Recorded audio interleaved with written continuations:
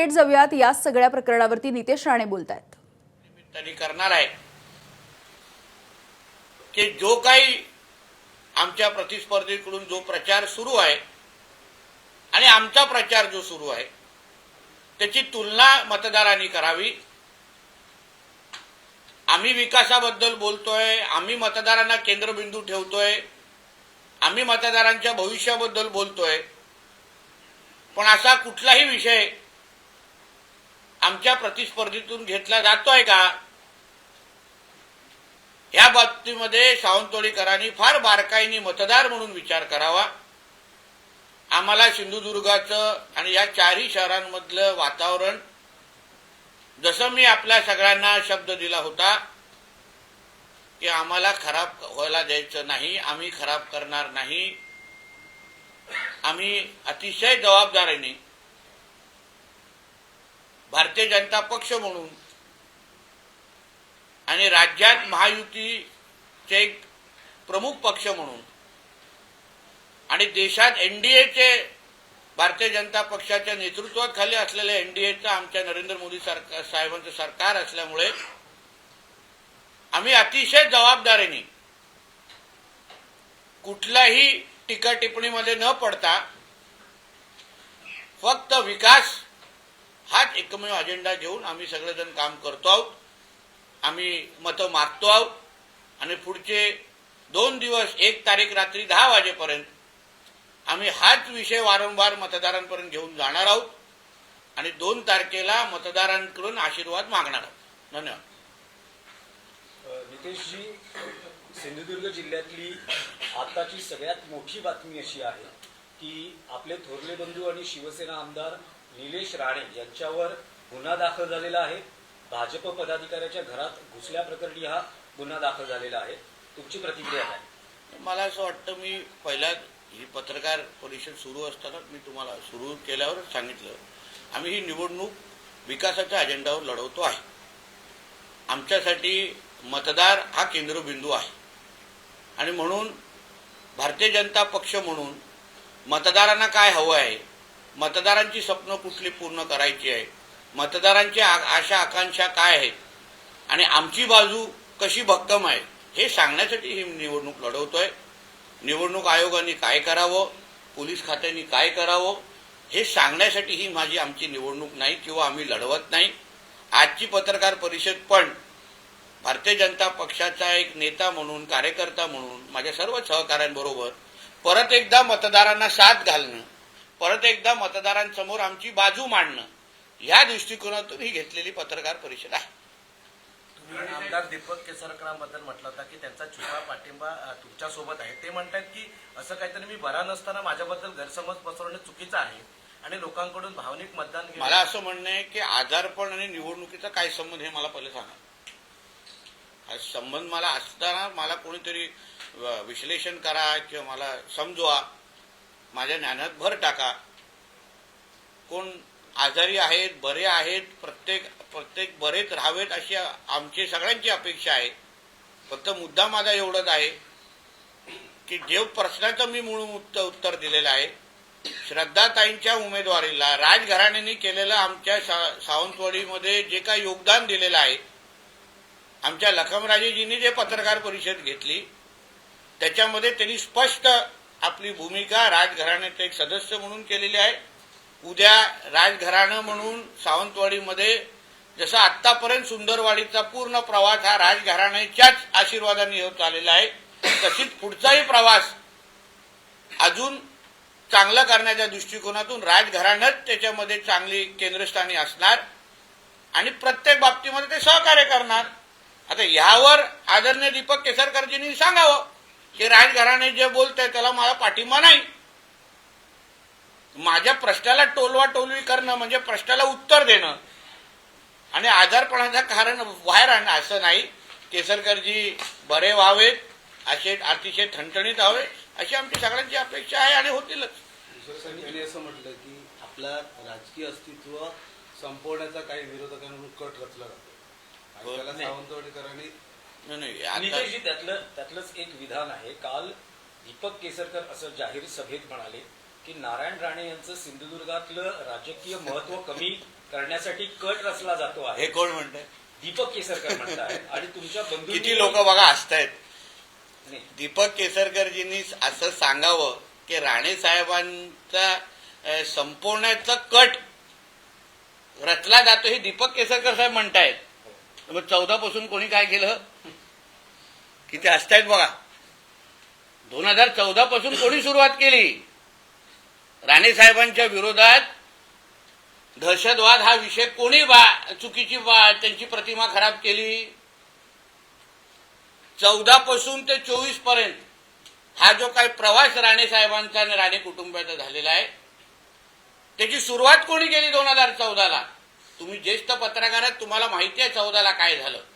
कोणी निलेश राणे साहेबांच्या विरोधात पहिला शंडू ठोकला 2014ला खासदार ते असताना लोकसभेला. आणि तेच म्हणतायत, म्हणून हसायला आलं, तेच म्हणतायत की राणे साहेबांना संपवण्याचा कट रचला जातोय. अहो, भारतीय जनता पक्षाने सन्मान्य राणे साहेबांना जो सन्मान दिला, भारतीय जनता पक्षाने जो राणे साहेबांबरोबर आज पूर्ण राणे साहेबांना जे काही ताकदीने उभं केलेलं आहे, आज भारतीय जनता पक्ष नसता, आज नसता तर राणे साहेबांनी ही पूर्ण ताकद उभी राहिली नसती. तेव्हा हेच सगळे विरोधात होते राणे साहेबांना संपवण्यासाठी. पण भारतीय जनता पक्ष आमच्यावर उभा राहिला. भारतीय जनता पक्षाने मान सन्मानाने साहेबांना पक्षामध्ये घेतलं. भारतीय जनता पक्षाने साहेबांना खासदार बनवलं. भारतीय जनता पक्षानेच आम्हा लोकांना, आम्ही असो आमचे सहकारी असो, आम्हाला बरोबर घेतलं, आशीर्वाद दिला, प्रत्येकाला पदं दिली, मला आमदार केला, मला मंत्री केलं, सन्मान्य राणे साहेबांना केंद्रीय मंत्री केलं. ह्याच भारतीय जनता पक्षाने केलं, ह्याच आदरणीय नरेंद्र मोदीजींनी केलं, ह्याच आदरणीय अमित शाह साहेबांनी केलं, ह्याच आदरणीय आमच्या फडणवीस साहेबांनी केलं, ह्याच आदरणीय रवी चव्हाण साहेबांनी केलेलं आहे. तेव्हा नाही आलं यांच्यातलं कोण? भारतीय जनता पक्षाने तर ह्या सगळ्या हे दिवस आम्हाला दाखवलेले आहेत. आणि आज कट रचला, म्हणजे त्यांनी असं बोलावं की कट रचला जातोय तर राणे साहेबांना संपवण्यासाठी.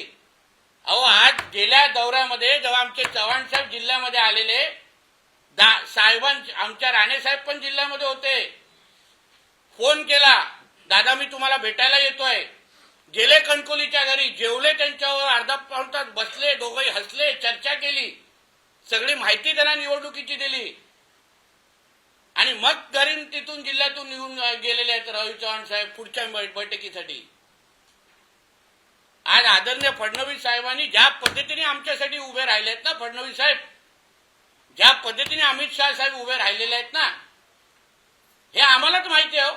आम्हाला माहिती आहे ना, 2014च्या नंतर आमच्यावर कोणी केसेस टाकल्या, आम्हाला कोणी जेलमध्ये पाठवलं, हे सगळं माहिती आहे. पण आम्हाला, जसं मी तुम्हाला सुरुवातीला काय बोललो, महायुती आणि एनडीए मान ठेवणं हे आमच्या वरिष्ठांनी आम्हाला सांगितलेलं आहे. कोणी किती काय बोललं तरी तुम्ही बोलायचं नाही, तुम्ही शांत बसा, तुम्ही विकासाची भाषा करायची. आपल्याला निवडणूक ह्या सिंधुदुर्गच्या सावंतवाडी, कणकवली, मालवण, वेंगुर्लाच्या जनतेला केंद्रस्थानी ठेवून लढवायचं आहे. महायुती टिकवण्याची जबाबदारी ही आमची आहे. आम्ही सगळी भूमिका, तुम्ही म्हणून बोललो ना दिनेशजी, आमची भाषणं बघा 11-12 दिवसाची, आमच्या कोणाचे इंटरव्ह्यू बघा, एका तोंडाने आम्ही महायुतीच्या घटक पक्षावर टीका केलेली नाहीये, एका तोंडाने केलेली नाहीये. एक इंटरव्ह्यू मला दाखवा जिथे आम्ही त्यांच्यावर टीका केलेली आहे. आणि म्हणून आम्हा लोकांना ह्या सगळ्या गोष्टी बोलणं, आम्ही संयम ठेवून आहोत 2 तारखेपर्यंत. आम्ही कोणाला काय नाही बोलणार. युती का तुटली नाही तुटली, अरे निवडणूक संपायला आली तरी पण आमचे पत्रकार मित्र तोच प्रश्न विचारतात, युती का तोडली? अरे संपायला आली, मतदान व्हायला आलं, आता मतदान व्हायला आलं. मला वाटतं 5 तारखेपर्यंत पण तोच प्रश्न विचारणार, युती का तुटली? झाली निवडणूक, संपली. आमच्या श्रद्धाताई झाल्या नगराध्यक्ष, तरी युती का तुटली? विकासावर बोलू, चर्चा करू. आता मला सांगा, युती तुटण्याची काय कारणं होती, कोणती काय चर्चा होती? सावंतवाडीचा नगराध्यक्ष शेवटचा कुठल्या पक्षाचा होता? काय कुठल्या पक्षाचा? भारतीय जनता पक्षाचा होता ना. वेंगुर्लाचा कुठल्या पक्षाचा होता? सांगा मला. आता दोन्ही अगर जागा भाजपच्या होत्या तर मग भारतीय जनता पक्षाचा नगराध्यक्ष आम्ही बसवणार, कसा सोडणार? सांगावं ना मला. शिवसेनेचा असेल, पोटनिवडणूक आम्ही मोजत नाही. अरे पोटनिवडणूक म्हणजे निवडणूक असते भारतीय जनता पक्षाचा. मग ते जागा आम्ही कशी सोडायची मला सांगा. मला ही चर्चा करण्यासाठी 2 तारखेच्या नंतर वेळ आहे. तुम्ही परत एकदा आम्हाला विनंती करतो, सिंधुदुर्गात या, निवडणूक सोडून पण कधीतरी मी तुम्हाला माहिती देतो ना.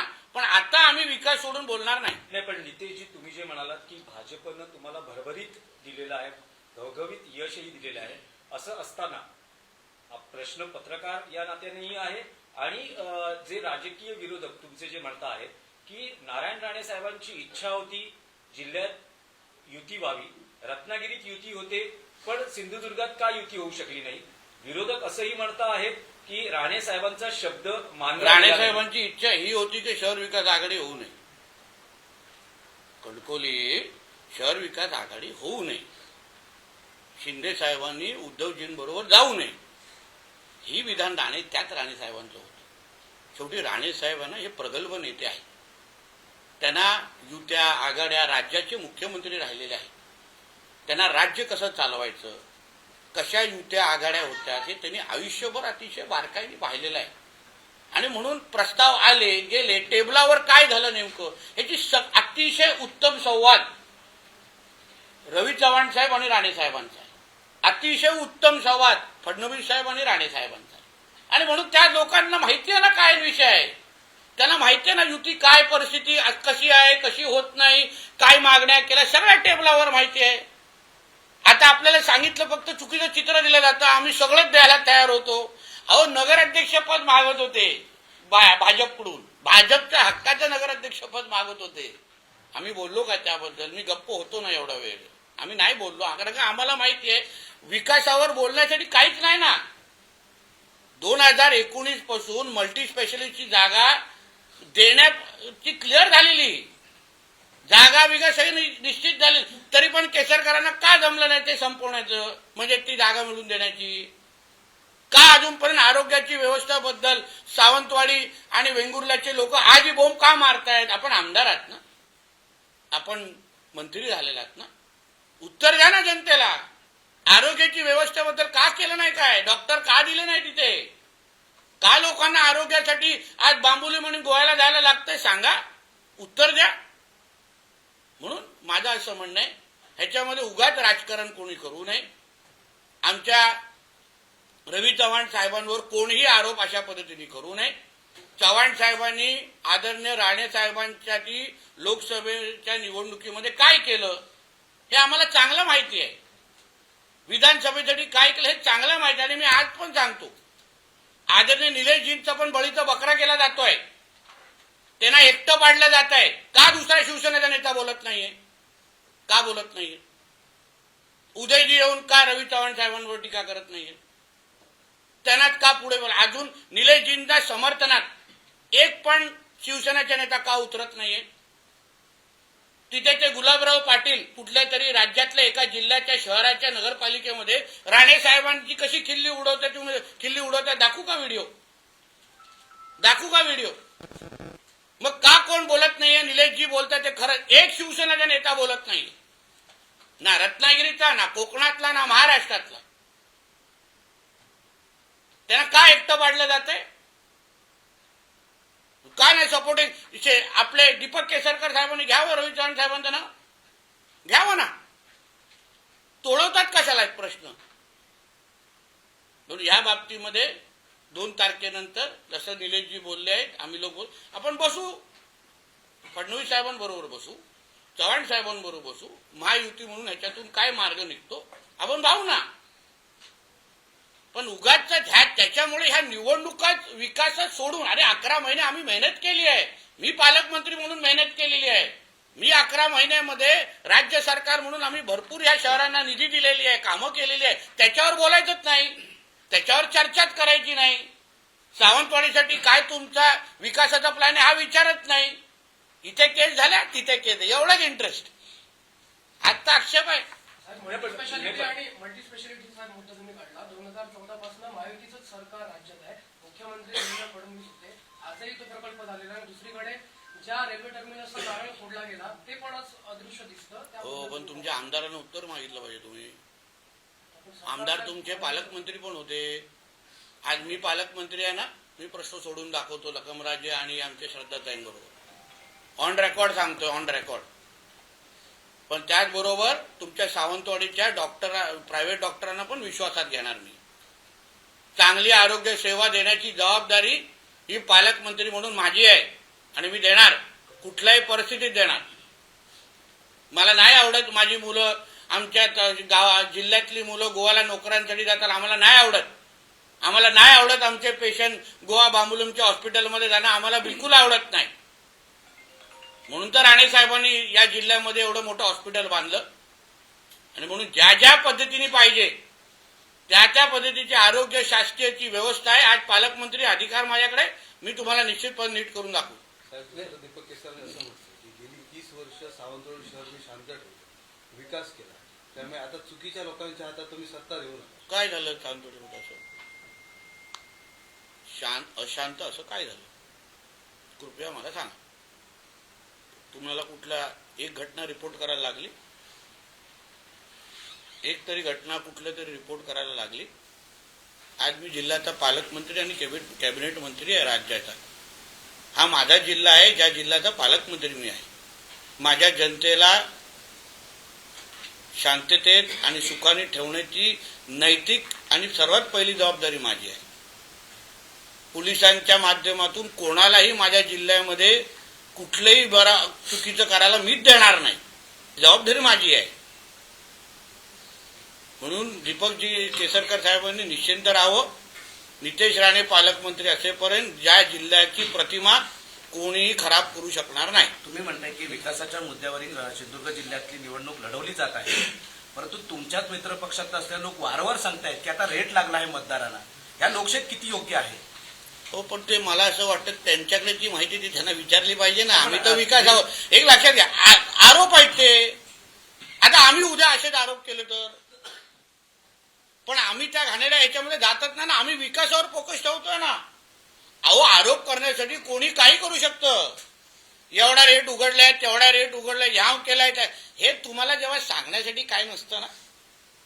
तुमचा उमेदवार, तुमचे नगरसेवक, तुमचा जाहीरनामा काय आहे हे सांगण्यासाठी काय नसतं ना. म्हणून हे सगळे इकडे तिकडे विषय हलवायचे, बाकी काहीच नाही. त्यामध्ये अर्थच नाही या गोष्टीमध्ये.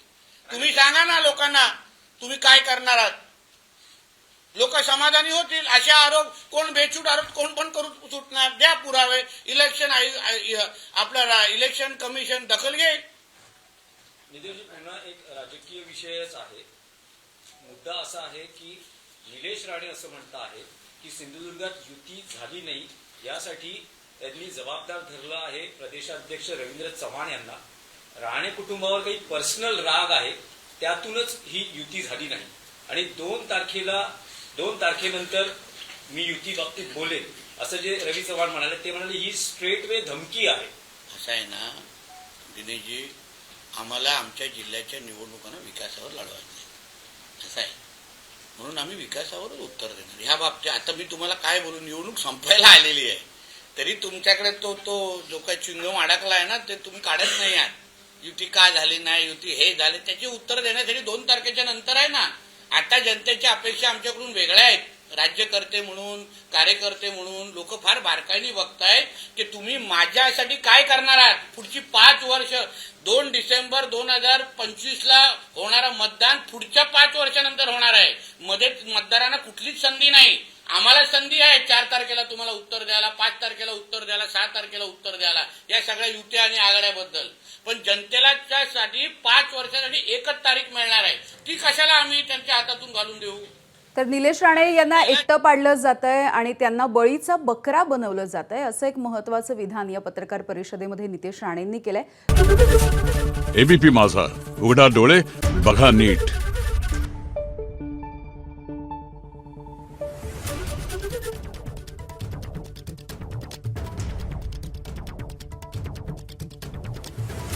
Thank you.